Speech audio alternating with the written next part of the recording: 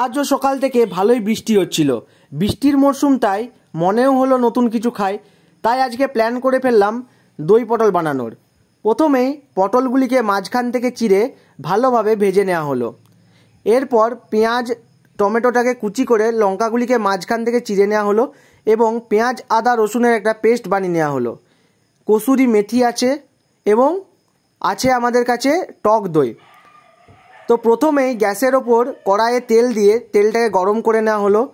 তার মধ্যে পেঁয়াজগুলিকে ছেড়ে ভেজে নেওয়া হলো। এরপর টমেটোগুলি দিয়ে দেওয়া হলো। তারপর লঙ্কাগুলিকে দিয়ে দেওয়া হলো। এরপর ভালো করে ভেজে নেওয়া হলো।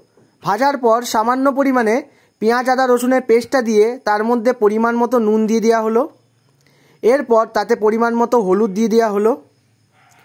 সামান্য পরিমাণে চিনি দেওয়া হলো যাতে গ্রেভিটা থকথকে হয়। এবং সবার শেষে দেওয়া হলো জিরে গুঁড়ো ধনে গুঁড়োর মিক্সচার। এরপর আমাদের পেস্টটা যে তৈরি হলো তার মধ্যে সামান্য জল দিয়ে পটলগুলিকে ছেড়ে দেওয়া হলো এবং ভালো করে নাড়ি নেওয়া হলো যাতে মশলাটা পটলগুলোর মধ্যে ভালো করে ঢোকে।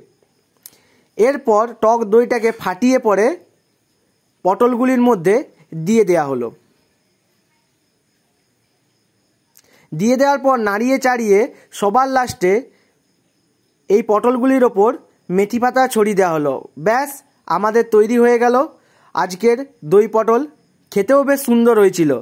তো আজকের মতো সবাইকে টাটা। পরবর্তী ব্লগে তোমাদের সঙ্গে আবার দেখা হচ্ছে।